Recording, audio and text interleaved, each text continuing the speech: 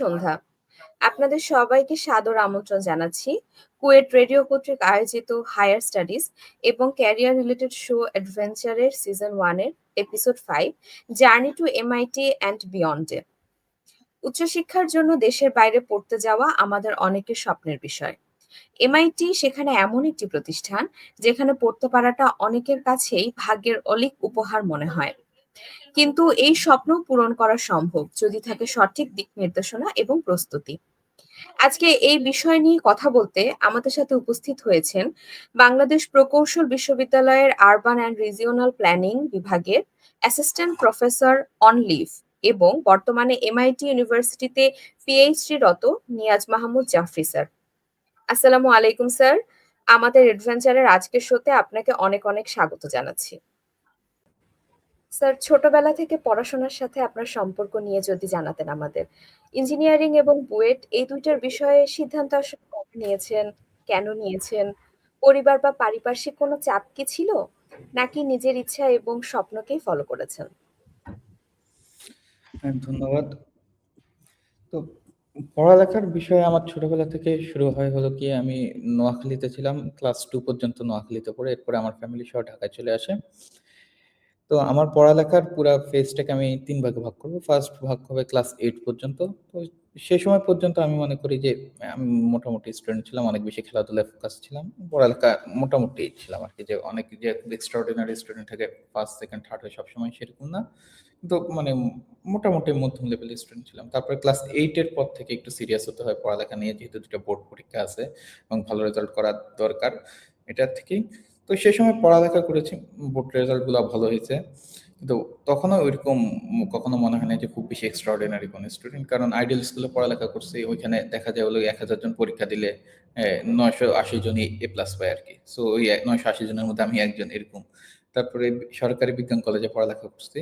তো ওইখানেও মোটামুটি একটা ভালো পার্সেন্টেজ অফ স্টুডেন্টস একটা ভালো রেজাল্ট করে। তো সেই হিসেবে আমিও ভালো রেজাল্ট করছি। তারপরে অ্যাডমিশনের সময় আসে, ওই সময় খুব বেশি সিরিয়াসই ছিলাম, বিশেষ করে ইঞ্জিনিয়ারিং এর জন্য। ইঞ্জিনিয়ারিং এ পড়ার ইচ্ছাটা আসলে এটা আমার নিজেরই, এটা বাসা থেকে কেউ চাপাই দিছে এরকম না, আবার বাসার সাপোর্ট ছিল না এমনও না। বাসার সবাই চাইছে যে ইঞ্জিনিয়ারিং পড়ালেখা করি। সাথে, সাথে ডাক্তারিও একটু ট্রাই করে দেখি আরকি। এটার ইচ্ছা ছিল, এটার আমার ইচ্ছা ছিল না আরকি। তারপর ওভারঅল বুয়েটে পড়বো এটা আমার আব্বা-আম্মা বা আমার সবারই ইচ্ছা ছিল আরকি। ঠিক আছে?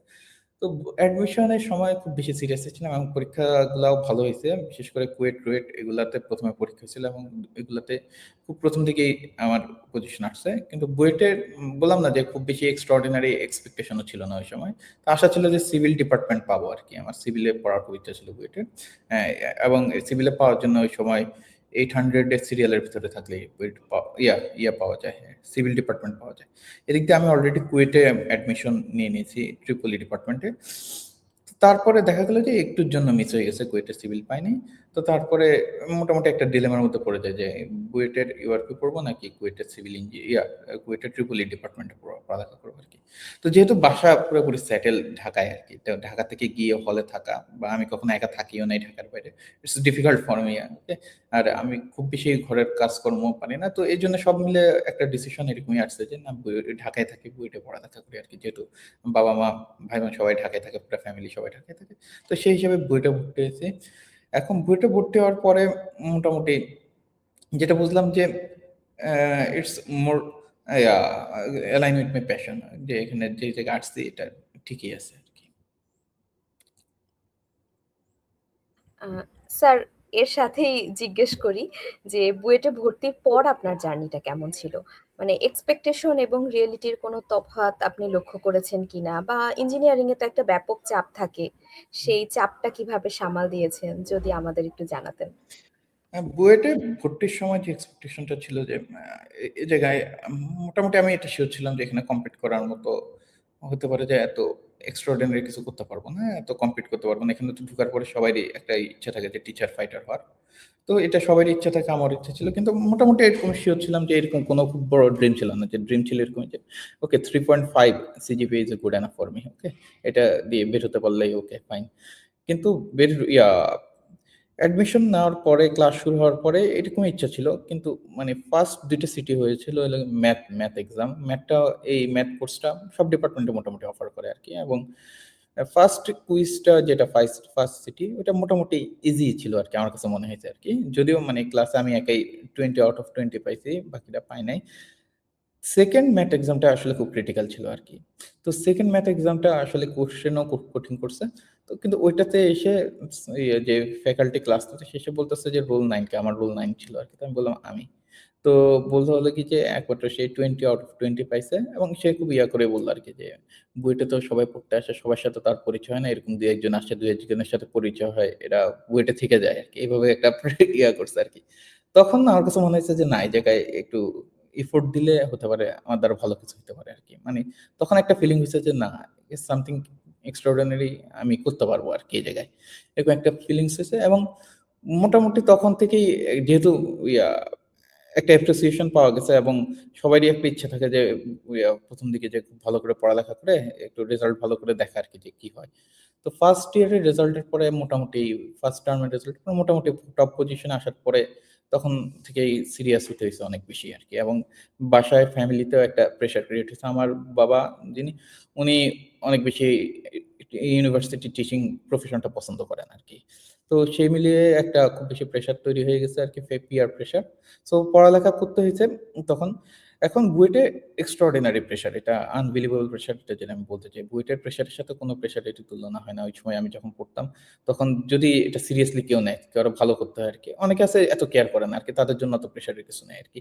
কিন্তু মানে যদি সিরিয়াসলি প্রত্যেকটা পরীক্ষায় ভালো করতে হয়, মানে রেজাল্ট নিয়ে খুব বেশি কনসার্ন হয় যে এই রেজাল্টটা একটু খারাপ হলে দেখা যাবে যে ফার্স্ট পজিশন আর থাকবে না, 2nd এ চলে আসবে, 3rd এ চলে আসবে।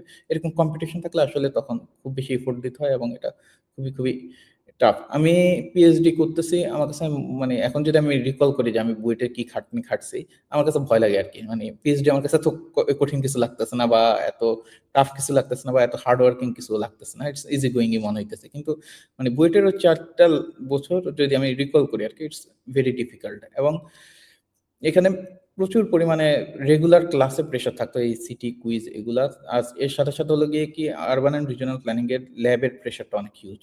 এটা অনেক হিউজ এবং সেগুলার কাজ করতে গেলে দেখা যায় হলো গিয়ে কি যে এ মানে রেগুলার বেসিস এ কাজ করা লাগতো। আবার পিএল এর সময় দেখা যেত হলো গিয়ে কি যে পড়ালেখা করা লাগতো কোর্স রিলেটেড। আর একটা মোমেন্টে আরকি ফার্স্ট ইয়ারের দিকে শেষের দিকে দেখা যায় হলো গিয়ে যে আমার কিছু ফ্রেন্ড মানে ক্লাসের তাদেরও টেক কেয়ার করা লাগতো আরকি। মানে তাদেরও একটা ডিপেন্ডেন্সি আমার উপর গ্রো করছে। তো সব মিলে আরকি যে পুরোপুরি এখানে মানে পড়ালেখার বাইরে, হ্যাঁ, ফ্রেন্ডস ছিল, সবই ছিল। ঠিক আছে? মানে একদম আতিল টাইপের সারাদিন পড়ালেখা করতেছে এরকম না। কিন্তু পড়ালেখাটাই মেইন ফোকাস ছিল আরকি ওই টাইমটাতে। এবং এটা ম্যানেজ করা আসলে খুবই কষ্টের ছিল আরকি। মানে অনেক এফোর্ট দেওয়া লাগছে আরকি এটাই। পরিশ্রমটা কি আমরা ধরেন এমন হচ্ছে যে অনেক সময় দেখতে পাচ্ছি আমরা ল্যাব রিপোর্ট করছি বা এমন অনেক কাজ করছি যেটা আসলে আমাদের ভবিষ্যতে তেমন ফলপ্রসূভাবে লাগছে না আরকি। তো হুম। এরকম কি আপনার মনে হয়েছে যে আমরা বাংলাদেশ থেকে এমন কিছু করছি, এমন জায়গায় পরিশ্রম করছি যেটা আসলে আমাদের দরকার নেই, সেটা এমআইটিতে করতে হচ্ছে না আপনার? আচ্ছা, এখানে আমি টিচিং প্রফেশনাল ছিলাম সেই হিসাবে যদি বলি আরকি। এমআইটিতে এমন অনেক কিছু করতে হয় যেটা আসলে কোনো লিঙ্ক নেই বাস্তবের সাথে আরকি। মানে জব ফিল্ডের সাথে লিঙ্ক নেই। কিন্তু এই জিনিসগুলা করা লাগে হলো কি তোমার একটা বিষয় এটার এক্সপার্টিস গ্রো করার জন্য বা এটার বেসিক জানার জন্য তোমার কিছু এক্সারসাইজ করা লাগবেই আরকি। সেই exercise not necessary always related to practical work. এবং সব এক্সারসাইজই যে কোনো না কোনো দরকারি না একদম, এরকমও না। কিছু অবশ্যই কন্ট্রিবিউশন আছে আরকি। তো কিছু অবশ্যই কোর্স আছে যেগুলো অনেক ব্যাকডেটেড এখনো পড়ায়, ঠিক আছে? যেগুলো পড়ানো উচিত না, এটা ঠিক আছে। আবার যদি ওভারঅল এভাবে বলা হয় যে মানে কিছুই পড়ানো হচ্ছে না, এরকম যদি বলা হয় বা সবই আউটডেটেড, এরকমও না আরকি। অনেক বেসিক জিনিস আছে, অনেক পুরানো আবিষ্কার।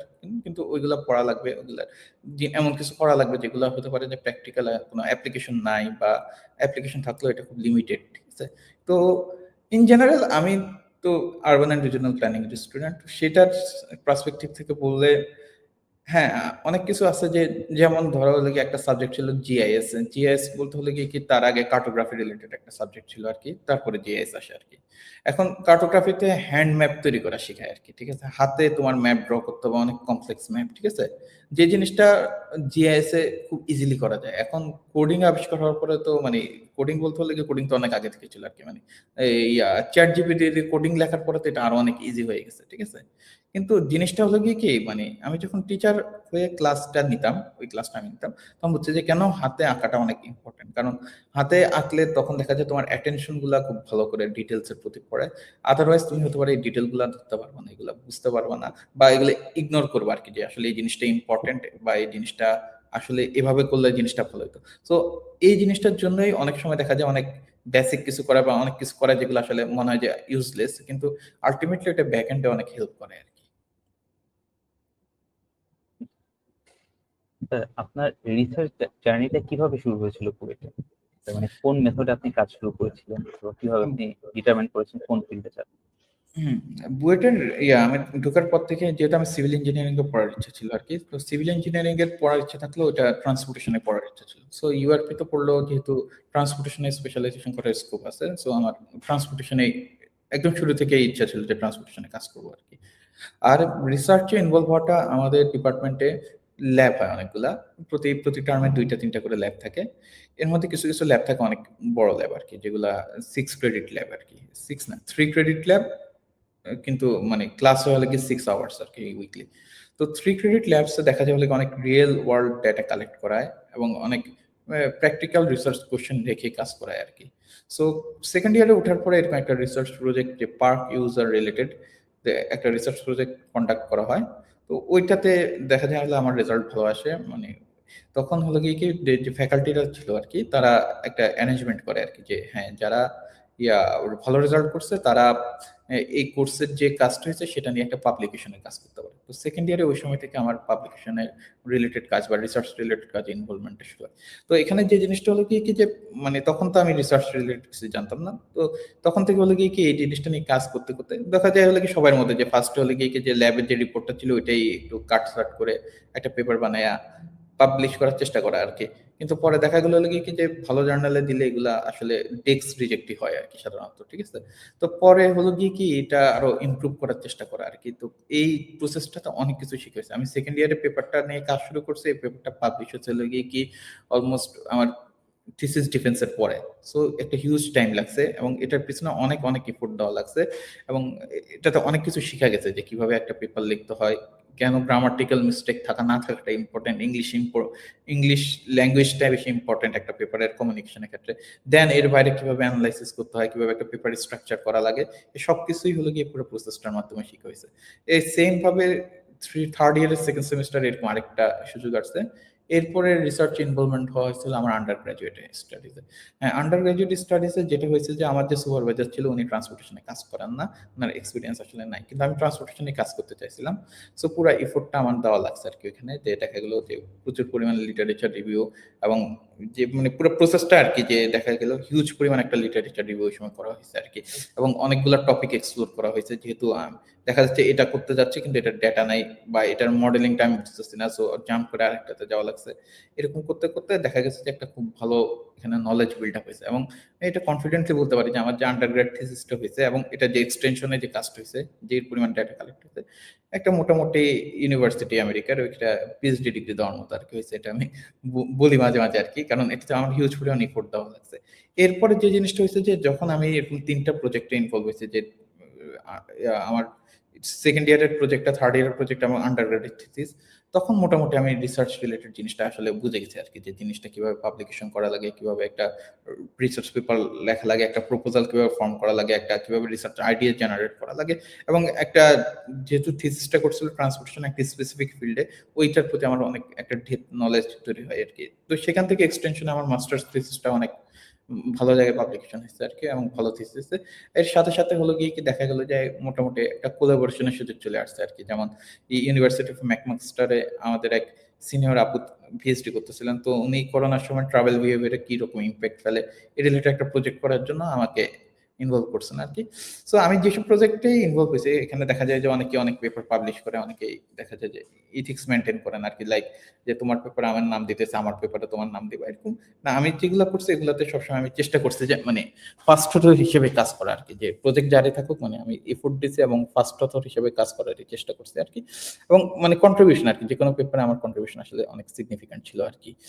তো এই প্রসেসটার মাধ্যমে অনেকগুলা জিনিস শিখা হয়েছে, অনেকদিন রিসার্চ রিলেটেড কাজ করা হয়েছে। সো ওভারঅল একটা মানে মোটামুটি এক্সপিরিয়েন্স হয়েছে যে আসলে রিসার্চ ফিল্ডটা কেমন তখনই হয়েছে আরকি। যেটা এখন আমাকে অনেক হেল্প করে আরকি। মানে আমার পিএইচডি যার আন্ডারে করি সে আমাকে দেখে ফার্স্ট দিনেই বলছে যে, "তোমার পাবলিকেশন দেখে বোঝা গেছে যে তুমি অনেক এক্সপার্ট রিসার্চার।" তো মানে অ্যাপ্রিসিয়েশন এখানেও পাওয়া গেছে আরকি। এমআইটির কথা যখন এসেই পড়লো, তো এমআইটি নিয়ে আপনি কখন কিভাবে সিদ্ধান্ত নিয়েছেন? মানে কখন থেকে চিন্তা করলেন যে আমি সেখানে যাবো, আপনি সেখানে যাবেন, অ্যাপ্লিকেশনটা কিভাবে শুরু করেছেন, আচ্ছা, কিভাবে প্রস্তুতি নিচ্ছিলেন? হ্যাঁ, বুঝতে পারছি।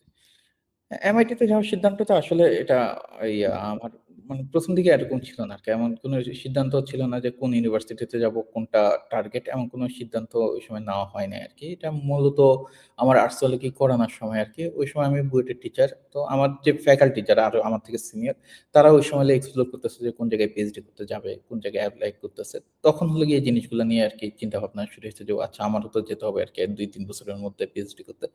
তো তখন এখানে একজন ছিল হলো উত্তমা বড়ুয়া নামের টিচার। উনি অস্ট্রেলিয়ান একটা খুব ভালো ইউনিভার্সিটি, সম্ভবত ইউনিভার্সিটি অফ সাউথ ওয়েলস থেকে পিএইচডি করছেন আরকি। শেষ করে এখন জয়েন করবে।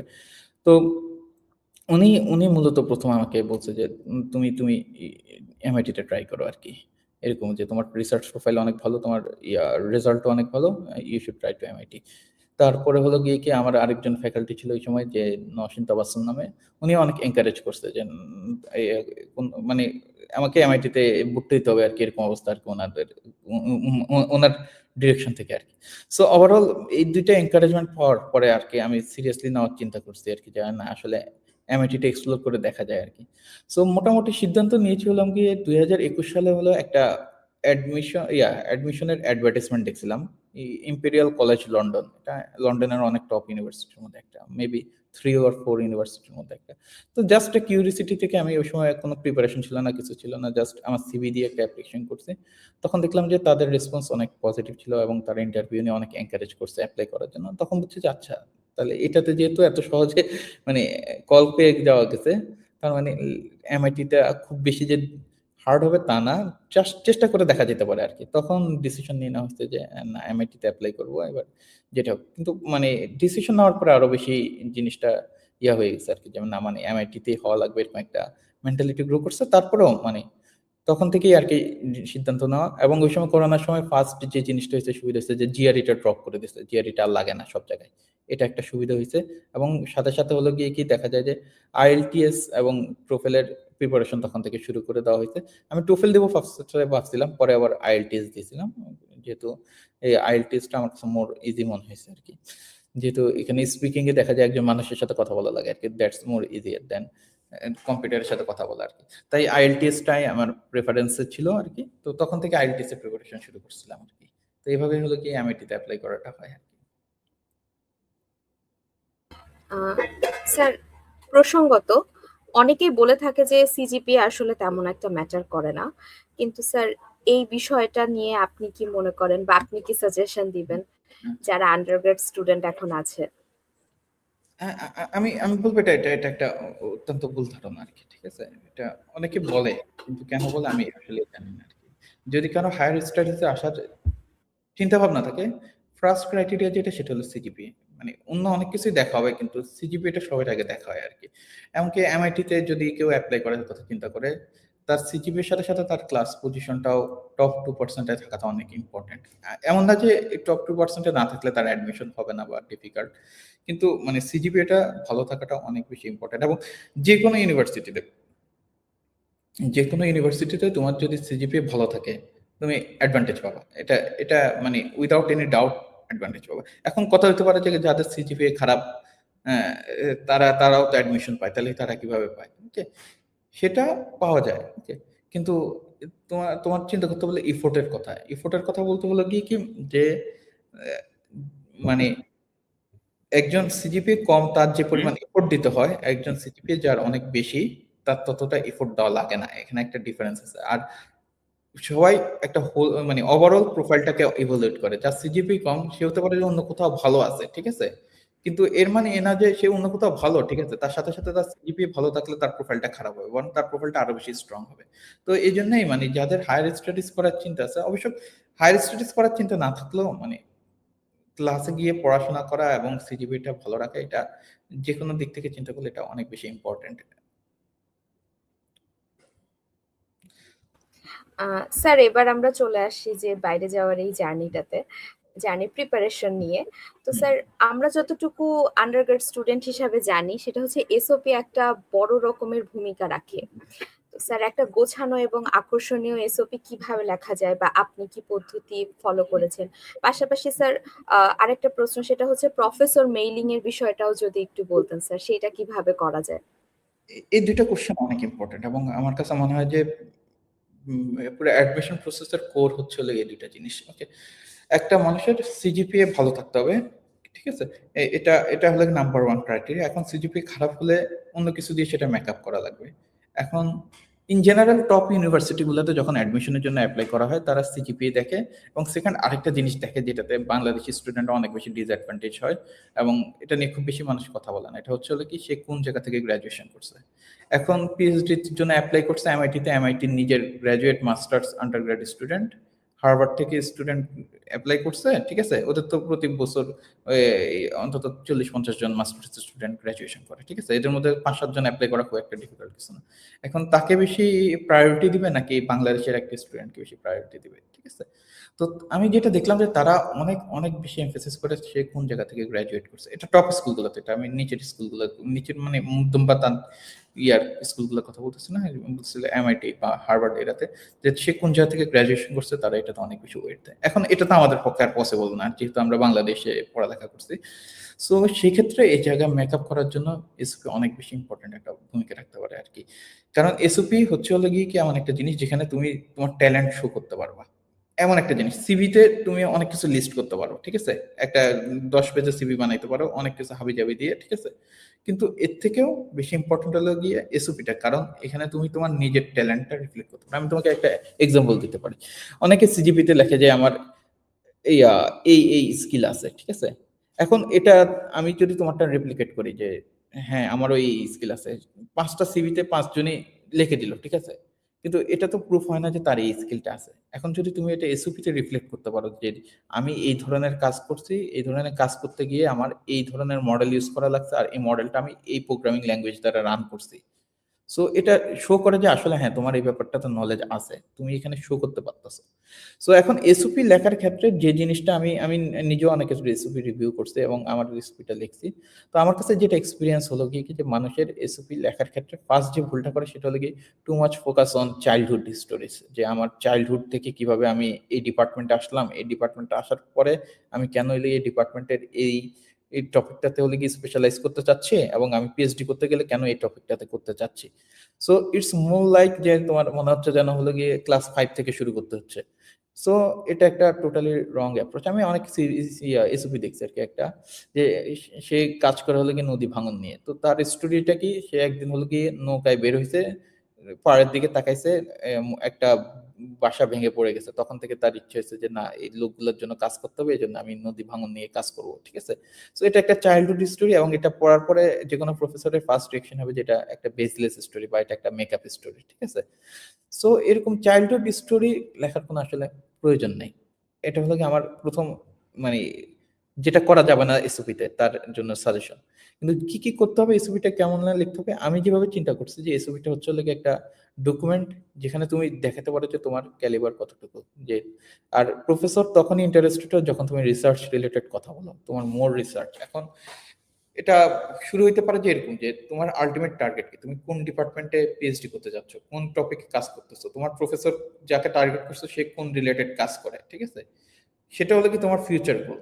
ওকে, এখন এই টপিকে কাজ করাটা কেন দরকার সেটা থেকে হতে পারে শুরু করতে পারো।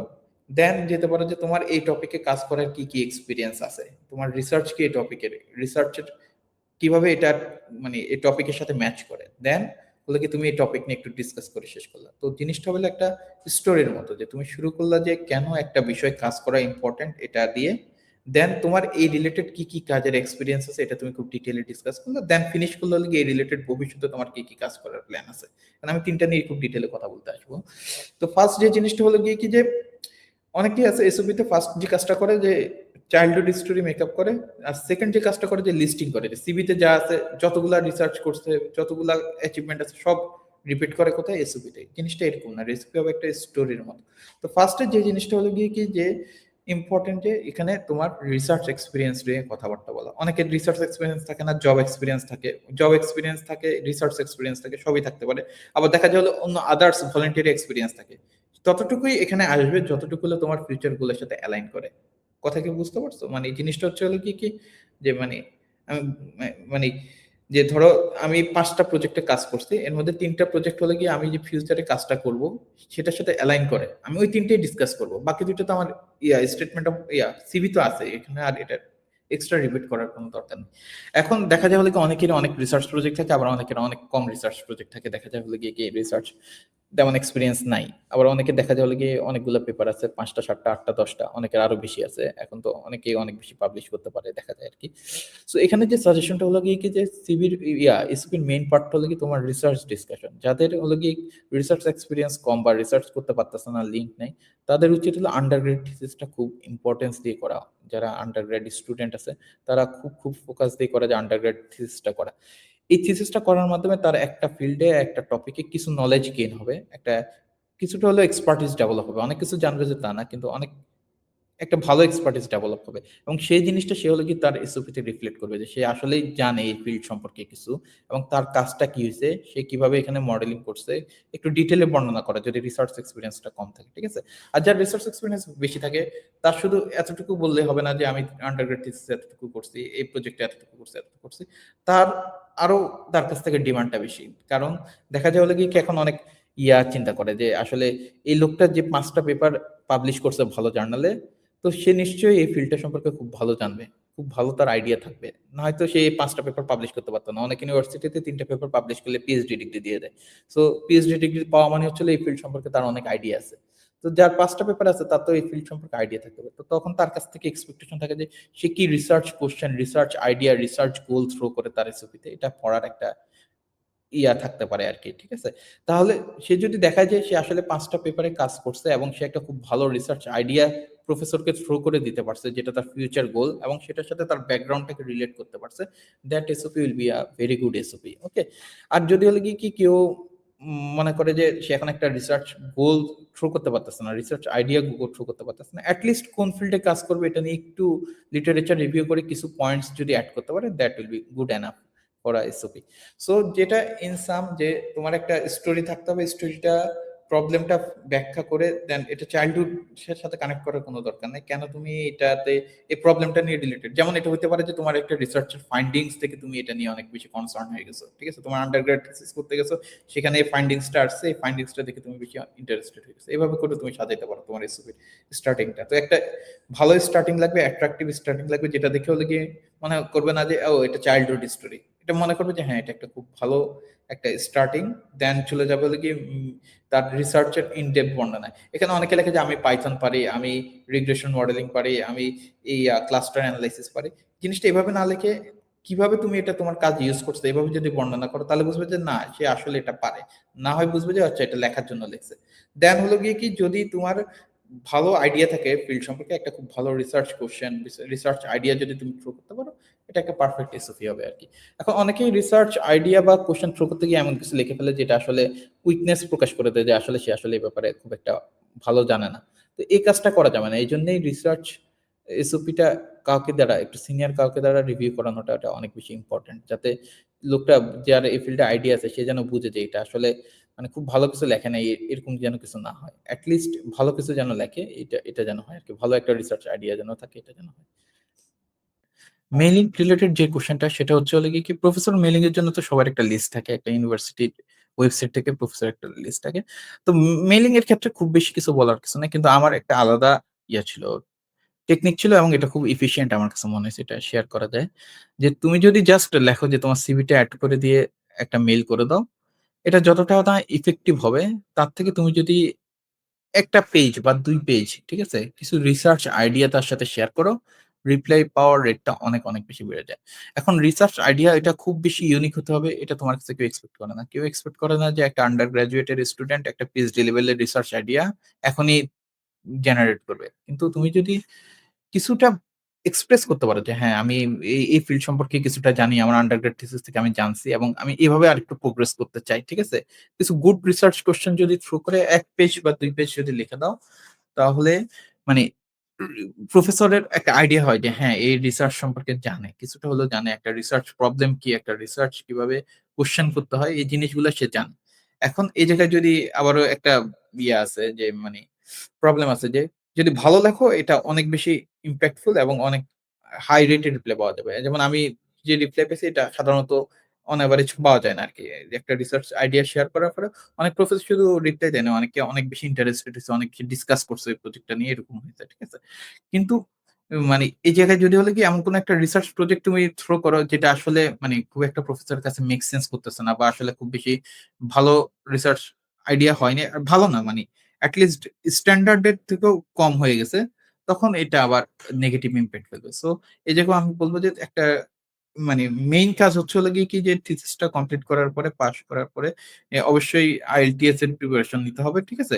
এর সাথে, সাথে এসওপি এবং এসওপির সাথে এই যে একটা রিসার্চ আইডিয়া ফ্রেম করা আরকি, এটা নিয়ে অনেক কাজ করতে হবে আরকি। এটা নিয়ে এট লিস্ট কিছু সময় কাজ করলে যদি একটা ভালো কিছু লিখতে পারো আরকি। বিশেষ করে লিটারেচার রিভিউ করে ওইগুলাই রিইউজ করলা আরকি। একটা কয়েকটা পেপার একটা টপিকের ৫-৭ টা পেপার পড়লা, ওইগুলাই রিইউজ করে একটা জিনিস ১ পেজ লিখলা। ঠিক আছে? লিখে হলো গিয়ে একজন সিনিয়রকে পাঠাইলা যে এই ফিল্ডে কাজ করে সে রিভিউ করে বলল যে ইটস ওকে।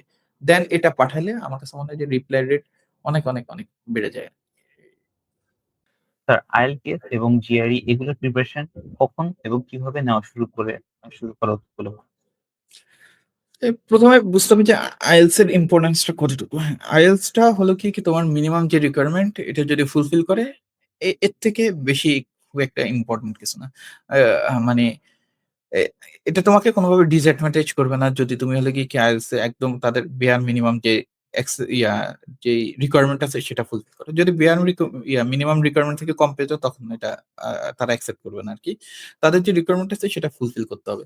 সো IELTS এর প্রিপারেশনটা অনেক ইম্পোর্টেন্ট এই হিসাবে যে অনেক জায়গায় অনেক ধরনের রিকোয়ারমেন্ট থাকে। সো একটা স্ট্যান্ডার্ড নাম্বার থাকা লাগে আরকি। না হয় সব জায়গায় এপ্লাই করার মতো স্কোপ থাকে না আরকি। অনেক জায়গায় আবার দেখা যায় হলো গিয়ে কি বিভিন্ন সেগমেন্ট ওয়াইজ নাম্বার থাকে। সো IELTS এর প্রিপারেশন আমার কাছে মনে হয় না এটা খুব বেশি ডিফিকাল্ট কিছু বা অনেক টাইম দিয়ে করার কিছু আছে। কিন্তু আ অনেকেরই দেখা যায় হলো গিয়ে ২ বার ৩ বার পরীক্ষা দেওয়া লাগে আরকি। যেহেতু অনেকেই দেখা যায় হলো গিয়ে কি পরীক্ষার হলে গিয়ে অনেক ধরনের প্রবলেম হয়-টয়। তো এটার জন্য একটু টাইম নিয়ে শুরু করা আরকি। সো ফার্স্ট এ IELTS টা দিয়ে দিলে মনে হয় বেটার। আর আমি জিআরই দিই নাই। আর এখন খুব একটা জিআরই লাগেও না। কিন্তু আমি অবশ্যই সাজেস্ট করব সবাইকে জিআরই দেওয়ার জন্য। সবাইকে বলতে হলে তাদেরকে যাদের হলেও দেখা যায় যে একটা দিকে একটু কমতি আছে। যেমন অনেকের সিজিপিএ ভালো থাকে না। ঠিক আছে? আবার অনেকে দেখা যায় রিসার্চ এর ব্যাকগ্রাউন্ড এত ভালো থাকে না। অনেকে মানে একটা ওভারঅল প্যাকেজ যদি চিন্তা করতে হয়, এখন যদি কারো সিজিপিও ভালো নাই, রিসার্চ এর কোনো আইডিয়াও নাই। সো এসওপি লেখছে এটা একটা এভারেজ এসওপি, ঠিক আছে? আর দেন সাথে হলো গিয়ে কি জিআরই যে স্কোরটা এটাও নাই। তো তাকে ইভালুয়েট করার জন্য এনাফ ডেটা প্রফেসরের কাছে নাই বা যারা ইভালুয়েট করবে তাদের কাছে মনে হবে যে এই প্রোফাইলটাকে আমি কি দেখে তাকে অ্যাডমিশন অফার করব, ঠিক আছে? সো কারো যদি কোথাও কমতি থাকে এটা মেকআপ করার জন্য তার জিআরই দেওয়াটা অনেক ইম্পোর্টেন্ট, ঠিক আছে? এটা ১ নাম্বার কথা। আর জিআরই সবাই দিতে পারে এই কারণে যে অনেক সময় দেখা যায় যে অনেক ইউনিভার্সিটিতে জিআরই রিকোয়ারমেন্ট টা থাকে। ঠিক আছে? এখন যদি কেউ জিআরই না দেয় তার অনেকগুলো option already out of scope এর বাইরে চলে যায় আরকি। ঠিক আছে? যে যাদের জিআরই নেই তারা এগুলাতে এপ্লাই করতে পারবে না। এগুলার মধ্যে এপ্লাই করতে হবে। সো সেই হিসাবে জিআরই দিলে একটা মানে একটা খুব ভালো রেঞ্জ অফ ইউনিভার্সিটিজ তুমি এপ্লাই করতে পারবা। যেকোনো ইউনিভার্সিটিতে এপ্লাই করতে পারবা। আর একটা ভালো জিআরই স্কোর অবশ্যই তোমার প্রোফাইলকে অনেক বেশি এনরিচ করবে আরকি। সো ইন জেনারেল এটা ডিপেন্ড করবে কনটেক্সট ওয়াইজ। যদি কারো সব দিক দিয়ে ভালো থাকে, রিসার্চ প্রোফাইলও ভালো, প্রফেসরদের সাথে কনট্যাক্ট করতেছে, ভালো রিপ্লাই পাইতেছে, যোগাযোগ করতেছে, তাহলে তার জিআরই না দিলেও মনে হয় চলে। কিন্তু যদি এরকম না হয় যে তার কোথাও একটু সমস্যা আছে যে তার সিজিপিএর সমস্যা আছে, রিসার্চ প্রোফাইলটা ভালো না, তার জিআরই দিয়ে একটা ভালো স্কোর এট লিস্ট ৩১০ এর উপরে পাওয়াটা খুব বেশি ইম্পোর্টেন্ট বলে আমি মনে করি। স্যার তাহলে নেক্সট প্রশ্নে চলে হুম। যাই। যে স্যার ভিসা প্রসেসটা নিয়ে যদি এখন আমরা একটু জানতে চাই স্যার যে আপনার জন্য ভিসা প্রসেসটা কেমন ছিল? কোন জটিলতার সম্মুখীন হয়েছিলেন কিনা? আমার কাছে মনে হয় যে একটা অ্যাডমিশন পাওয়ার পরে যদি সে ফুল ফান্ডেড অ্যাডমিশনটা পায়, এই ভিসা প্রসেসটা আসলে বেশি প্রবলেমেটিক কিছু না। এটা ইজি গোইং যদি না আনলাকি হয়। আনলাকি হয় কিভাবে সেটা আমি বলতেছি। ইন জেনারেল যারা ফুল ফান্ড পায় এবং মোটামুটি সব ঠিকঠাক থাকে তাদের ভিসা পেতে কোনো সমস্যা হয় না। আমারও তেমন কোনো সমস্যা হয় না এবং এই প্রসেসটা হলে গিয়ে কি দেখা যায় অ্যাডমিশন পাওয়ার পরে একটা গ্রুপে অফ পিপল এর সাথে পরিচয় হয় এবং জিনিসটা খুব ইজি গোইং হয়ে যায়।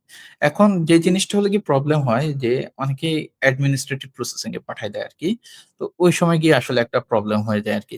তো এই জিনিসটা এভয়েড করার জন্য মানে একটু ভালো করে DS-160 ফিল আপ করা যে সবগুলা জিনিস যেন পারফেক্টলি প্রোভাইডেড ইনফরমেশন গুলো প্রোভাইডেড হয় এবং সাথে, সাথে একটু এনশিওর করা যে এমন কিছু যাতে সেখানে না থাকে যেটা হলো গিয়ে কি যে তোমাকে এ অ্যাডমিনিস্ট্রেটিভ প্রসেসিং এ পাঠায় দিতে পারে। যেমন আমি আমার ছোট ভাইয়ের একটা এক্সপেরিয়েন্স বলতে পারি যে সে আইটি থেকে ট্রিপল ই ডিপার্টমেন্টে পড়ালেখা করে ইউনিভার্সিটি অফ ইউটায় অ্যাডমিশন পেয়েছে পিএইচডি।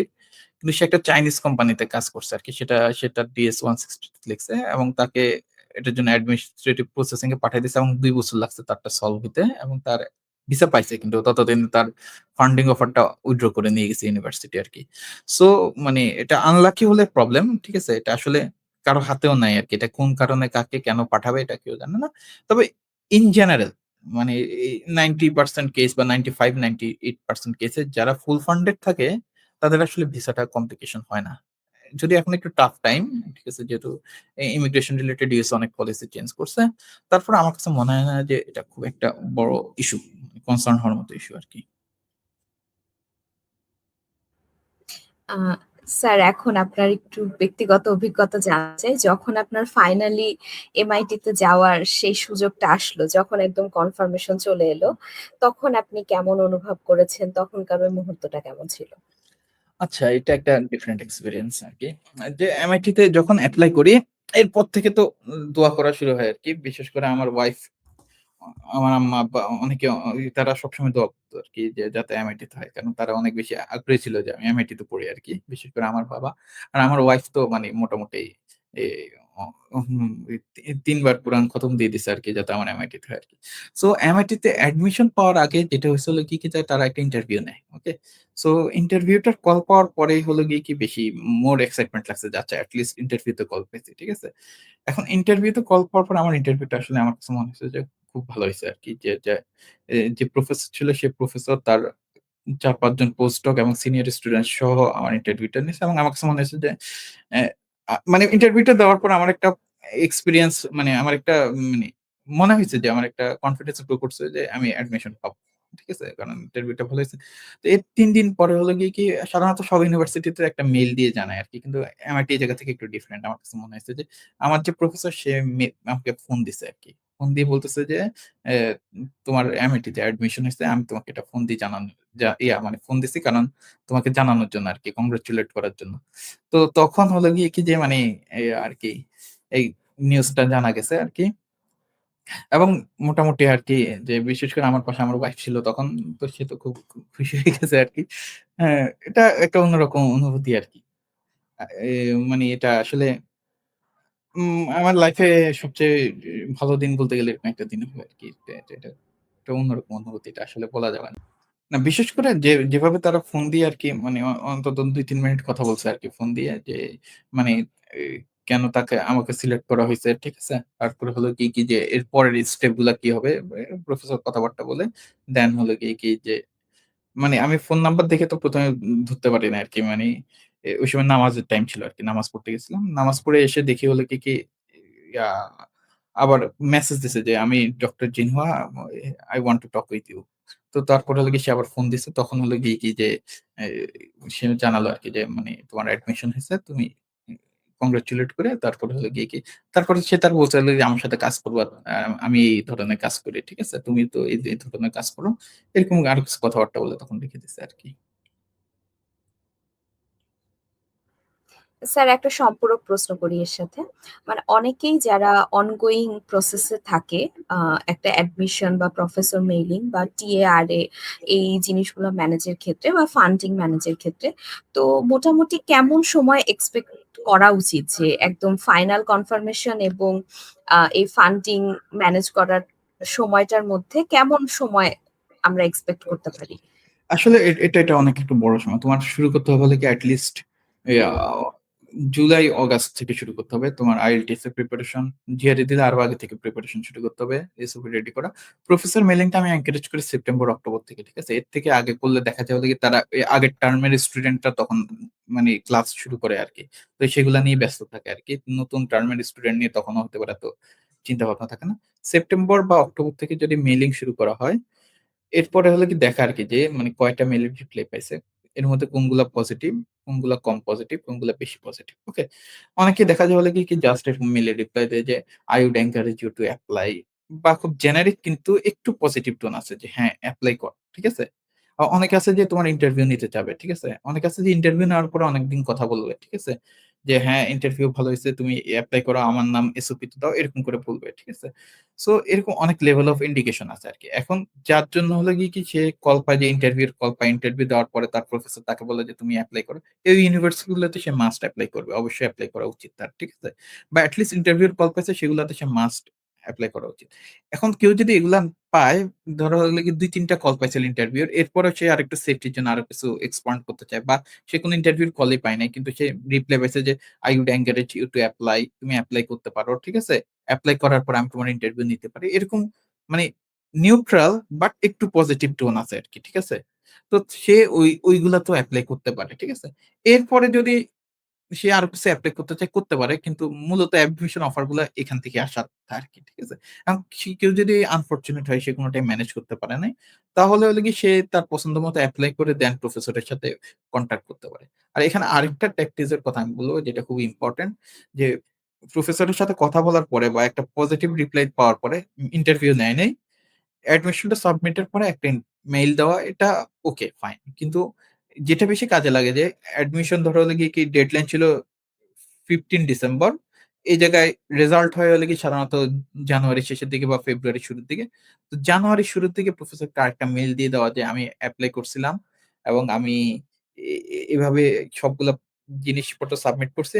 এখন আপনি যদি আমার সাথে আমার রিসার্চ আইডিয়া নিয়ে একটু কথা বলতে চান, বা মনে করেন যে একটা ইন্টারভিউ ভালো, তাহলে আমার সাথে একটা এ ইন্টারভিউ শিডিউল করলে খুব ভালো হয় আরকি। মানে তখন প্রফেসর সাধারণত দেখা যায় হলো গিয়ে কি ওই টাইমটাতে জানুয়ারির শুরুর দিকে বা তারা অ্যাডমিশন ইয়াগুলা রিভিউ করতে থাকে। যখন একদম একটা মেইল পায় তখন হতে পারে যে তারটা সে আরেকবার রিভাইজ করে আরকি।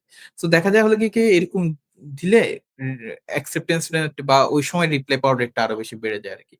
আর উম রেজাল্টটা সাধারণত যেগুলো বড় স্কুল এগুলা ফেব্রুয়ারির মধ্যে জানায় দেয় বা মার্চের শুরুর দিকে জানায় দেয়। অনেকের আরেকটু বেশি টাইম লাগে। ইন জেনারেল 15 এপ্রিলের মধ্যে সবার ডিসিশন জানানোর কথা। এরপরেও কিছু, কিছু জানায়, বাট 15 এপ্রিলের মধ্যে ইন জেনারেল মোটামুটি সব কেসই সলভ হয়ে যায় সাধারণত। সো টাইমলাইনটা হলো গিয়ে আগের বছরের জুলাই থেকে এই বছরের এপ্রিল পর্যন্ত। এবং এরপরে হলো গিয়ে কি যে কাজ শুরু হবে হলো গিয়ে যদি অ্যাডমিশন অফার পায়, তারপরে হলো গিয়ে বাকি কাজ শুরু হবে। যেমন হাউজিং রিলেটেড কাজ হইতে পারে, ভিসা রিলেটেড কাজ শুরু হইতে পারে, ফ্লাইট রিলেটেড কাজ শুরু হইতে পারে, এগুলা শুরু করতে হয় আরকি। কোশ্চেনে যাচ্ছি। অনেক শিক্ষার্থী বিভিন্ন কারণে স্টাডি গ্যাপে থাকে, যেমন পার্সোনাল বা প্রিপারেশন বিভিন্ন ইস্যু অথবা জব এক্সপিরিয়েন্স, এইসব কিছুতে জবে কাজ করছে, বিভিন্ন জায়গায় ঢুকেছে। এরকম আপনার অভিজ্ঞতায় বিদেশে বিশ্ববিদ্যালয়ের প্রফেসর স্টাডি গ্যাপটা কিভাবে দেখেন, আর এটাকে কিভাবে পজিটিভলি প্রেজেন্ট করা যায়? বিশেষ করে জব এক্সপেরিয়েন্স যদি থাকে এটা খুবই পজিটিভ। এখানে জব এক্সপেরিয়েন্স কে ওরা অনেক এনকারেজ করে আরকি, ঠিক আছে? সো জব এক্সপেরিয়েন্স যদি থাকে তাহলে এটা অবশ্যই এসওপি তে যাবে, যে এসওপি তে ওই প্যারাটাতে যাবে যে কিভাবে তোমার ফিউচার গোল কে সাপোর্ট করার জন্য তুমি প্রিপেয়ার্ড। সো এটা যখন লিখতে যাবো যে আমার এই রিসার্চ করছি আমি, এইজন্য আমি ওয়েল প্রিপেয়ার্ড আমার ফিউচার রিসার্চ গোলটার জন্য। প্লাস আমি জব করছি, জবে আমার রেসপন্সিবিলিটিস এটা ছিল, জবে আমি এই প্রজেক্ট করছি, ঠিক আছে? এটা যদি এভাবে লেখা যায় সুন্দর করে এবং এটাকে যদি কানেক্ট করা যায় যে কিভাবে আমার ফিউচার গোলের সাথে কানেক্টেড, তাহলে এই জিনিসটা অনেক বেশি মানে পজিটিভ হবে আরকি। আর যদি হলে গিয়ে কি জবটা টোটালি ডিফারেন্ট কিছু থাকে, ঠিক আছে? তাহলেও কোনোভাবে একটু কানেক্ট করা যায় কিনা, ওইভাবে যদি কানেক্ট করা যায় জবের ক্ষেত্রে ইটস ফাইন। এবং জবের এক্সপেরিয়েন্সটা অনেক বেশি তারা করে আরকি, এনকারেজ করে আরকি থাকলে। মানে কারো এই ২ বছর, ৩ বছর, ৫ বছর স্টাডি গ্যাপ আছে, ঠিক আছে? সে এই পুরো সময়টা বসে আছে। আরেকজন জব করছে। যে জব করছে সে অনেক বেশি আগায় আছে তার তুলনায়। এখন স্টাডি গ্যাপ কখন কনসার্ন হয়? ১ বছর, ২ বছর, ৩ বছর, এটা আমার কাছে মনে হয় না খুব একটা ইম্পোর্টেন্ট কিছু। এটা খুবই নরমাল। ৩ বছর, ৪ বছর খুবই নরমাল। কিন্তু এর থেকে যদি বেশি হয়ে যায়, দেন এটা তাকে জাস্টিফাই করতে হবে যে সে এই টাইমটা কি করছে। এটা যদি জাস্টিফাই করতে পারে যে সে এই টাইমটা, হতে পারে সে অনেক স্কিল গেইন করছে, তো সেগুলো লেখুক। সে আরেকটা ডিগ্রি নিছে মাস্টার্স ডিগ্রি, সেটা লেখুক। ঠিক আছে? তো সে কোনো না কোনোভাবে যদি এটা একটু জাস্টিফাই করতে পারে, আমার মনে হয় না এটা খুব একটা বড় ডিল। যদি না স্টাডি ক্যাম্পটা অনেক বেশি বড় সময় হয়ে যায় এবং ওই পুরো বড় সময়টা যদি সে অলস বসে থাকে, তাইলে এটা একটা প্রবলেম হতে পারে। কিন্তু সে যদি কোনো অ্যাক্টিভ কাজকর্মে থাকে, জব হোক, রিসার্চ হোক, ডিগ্রি হোক, এডুকেশন হোক, তাহলে সে এগুলা দিয়েই মোটামুটি কভার আপ করতে পারবে বলে আমার মনে হয়। স্যার বর্তমানে এমআইটিতে আপনার রিসার্চ এবং প্রজেক্ট ওকে। সম্পর্কে আমাদের কিছু বলুন। এমআইটিতে আমি এখন ২ টা মূলত রিসার্চ প্রজেক্ট নিয়ে কাজ করতেছি। ফার্স্টটা হচ্ছে হলো গিয়ে কি যে এ আ ট্রানজিট ওরিয়েন্টেড ডেভেলপমেন্ট এই রিলেটেড। তো ট্রানজিট ওরিয়েন্টেড ডেভেলপমেন্ট এটা তোমরা পড়ালেখা করছো সম্ভবত। যারা সিভিল ইঞ্জিনিয়ারিং এ ট্রান্সপোর্টেশন এ কাজ করে বা আরবান প্ল্যানিং করে তাদের করার কথা আরকি। তো এখানে একটা সাধারণত কনসেপ্ট আছে যে এই স্টেশন যেটা, স্টেশন থেকে 15 মিনিট ওয়াকিং ডিসট্যান্স তারা কনসিডার করে, 10 টু 15 মিনিট ওয়াকিং ডিসট্যান্স, এবং এখানে ডেভেলপমেন্ট কি হবে সেটা নিয়ে তারা কাজ করে। সো আমার যে রিসার্চ আইডিয়াটা এখন যেটা দিয়ে আমি কাজ করতেছি সেটা হচ্ছে হলো গিয়ে কি যে অ্যা অনেক জায়গা আছে যেখানে 15 মিনিট ওয়াকিং ডিসট্যান্স এর ডেভেলপমেন্ট অলরেডি আছে, এবং এটা হলো গিয়ে কি যে মানে আরো অনেক টেকনিক্যাল টার্ম এ ডিসক্রাইব করা যায়। এত টেকনিক্যাল টার্ম এ যাচ্ছি না। জাস্ট মোটামুটি এই জিনিসটা যে এটা কেন 15 মিনিট ওয়াক থাকবে? যেখানে অনেক বেশি ডেনসিটি আছে, অনেক বেশি আছে তোমার অল্টারনেটিভ মোডস আছে। সেটা কেন তোমার 15 মিনিট ওয়াক না হয়ে 15 মিনিট ট্রাভেল টাইম হইতে পারে না? কেন এটা বাস দ্বারা হতে পারবে না বা কেন এটা রিক্সা দ্বারা হতে পারবে না? এরকম আরকি জিনিসটা। তো মোট কথা হচ্ছে হলো গিয়ে কি যে আমি ঢাকার কনটেক্সট এবং নিউ ইয়র্কের কনটেক্সট আর এছাড়াও শিকাগো আর ওয়াশিংটন ৪ টা স্টাডি এরিয়া নিয়ে কাজ করতেছি। যেখানে একটা যে কনসেপ্ট যে ওয়ার্কশেড এটাকে বলে আরকি, যে 15 মিনিট ওয়ার্কশেড রিলেটেড যে ট্রানজিট ওরিয়েন্টেড ডেভেলপমেন্টটা, এটাকে কিভাবে multimodal 15 minute travel time oriented transit oriented ডেভেলপমেন্টে কনভার্ট করা যায়, এরকম একটা প্রজেক্ট। আর আরেকটা প্রজেক্ট আছে, এটা হচ্ছে pedestrian related, pedestrian modelling related আরকি। যে পেডেস্ট্রিয়ান মডেলিং বলতে হলে কি যে তোমার পেডেস্ট্রিয়ান অনেক ধরনের মডেলস আছে যেগুলো হলো গিয়ে ধরো মোট কথা হলো গিয়ে এটার আল্টিমেট একটা আউটকাম যদি মানে খুব সিম্পল ভাষায় বলি, যে রাস্তায় কতজন মানুষজন হাঁটবে একটা রাস্তা দিয়ে, ঠিক আছে? এটাই এস্টিমেট করা আরকি, ঠিক আছে?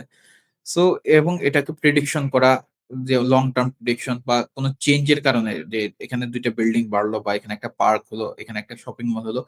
কিভাবে এটা তোমার পেডেস্ট্রিয়ান ফ্লো তে ইমপ্যাক্ট করে, এরকম যে মডেল গুলো আছে, এই মডেল গুলার রিলেটেড কাজ। আরেকটা কাজ আছে যেটা হচ্ছে হলো কি এই মডেল গুলা কিভাবে ইমপ্রুভ করা যায়, এগুলা কি শর্টকামিংস আছে, এই শর্টকামিংস গুলা কিভাবে সলভ করা যায় এবং এটাকে কিভাবে আরো একটা জেনারেলাইজ ফ্রেমওয়ার্ক আনা যায় যেটা মোর প্র্যাকটিক্যাল। তো এই রিলেটেড আরেকটা কাজ আরকি। এই ২ টা প্রজেক্ট আমি এখন কাজ করতেছি। স্যার, একেবারে শেষ প্রশ্ন। এক কথায় উচ্চশিক্ষার জন্য বাইরে যাওয়ার এই জার্নি নিয়ে আপনার অভিজ্ঞতাকে আপনি কিভাবে সংজ্ঞায়িত করতে চান? এটা মানে এক কথায় বললে এটা অনেক ফোকাসড হতে হয় আরকি। ঠিক আছে? এক কথায় এটা অনেক ফোকাসড এবং অনেক ডেডিকেটেড কাজ করা লাগে। মানে এক কথায় ফোকাস, ডেডিকেটেড, এবং এখানে অনেক সময় যে লাক ফেভার করা লাগে, দোয়া করা লাগে, এবং এটা লাকের অনেক বেশি আছে। কারণ এমআইটিতে এ ইয়া আমি যেবার এপ্লাই করছি সেবার এপ্লাই করছে ২১০-১৫ জনের মতো। এখান থেকে ৬ জনের অ্যাডমিশন হইছে। ঠিক আছে? তো এর মধ্যে কোয়ালিফাইড একদম চোখ বন্ধ করে বললে ৮০-৯০ জন ইজিলি কোয়ালিফাইড লোক ছিল। এর মধ্যে থেকে মানে একদম গ্যাপ নাই এরকম হলেও ২০ জন তো ছিল আরকি। ঠিক আছে? তার মধ্যে থেকে সিলেক্ট হওয়া it's quite quite luck favour করা লাগে বা একটা অবশ্যই মানে অবশ্যই তোমার একটা লাক ফেভার করা লাগে। কিন্তু এই প্রসেসটা পর্যন্ত আসতে পুরা প্রসেসটা, পুরা জার্নিটা, এটা কিন্তু একদিনের জার্নি না বা ১ মাস ১ বছরের জার্নি না। এটা কিন্তু সে আন্ডার গ্র্যাজুয়েট এর শুরু থেকে রেজাল্ট ধরে রাখা থেকে শুরু করে শুরু হয়। রিসার্চ প্রোফাইল ডেভেলপ করা থেকে শুরু হয়। দেন শেষে আসে IELTS, SOP, প্রফেসর মেইলিং। এই পুরো প্রসেসটা অনেক লং প্রসেস। তো এই পুরো প্রসেসটা ফোকাস, ডেডিকেটেড থাকা লাগে এবং লাস্ট মুহূর্তে অবশ্যই তোমার লাক ফেভার করা লাগে আরকি। এটাই বলব। স্যার, অসংখ্য ধন্যবাদ আপনাকে। আ এতক্ষণ আমাদের সাথে আজকের এপিসোডে নিয়াজ মাহমুদ জাফরি স্যার ছিলেন। কথা বললেন উচ্চশিক্ষার তার পুরো জার্নিটা নিয়ে। কিভাবে প্রস্তুতি নেয়া যায়, কিভাবে নিজের স্বপ্ন পূরণ করা যায়। আশা করি দর্শকবৃন্দ আপনাদের সবার আজকের শোটা ভালো লেগেছে। পরবর্তী অ্যাডভেঞ্চারের এপিসোডগুলোতে আমরা কথা বলব নতুন কোনো ক্যারিয়ার গোল নিয়ে। সবাইকে অনেক ধন্যবাদ আমাদের সাথে পুরোটা সময় থাকার জন্য। আমাদের সাথে চোখ রাখুন কুয়েট রেডিওর ফেসবুক পেজে পরবর্তী আপডেটের জন্য। শুভরাত্রি। আসসালামু আলাইকুম। ওকে, সালাম।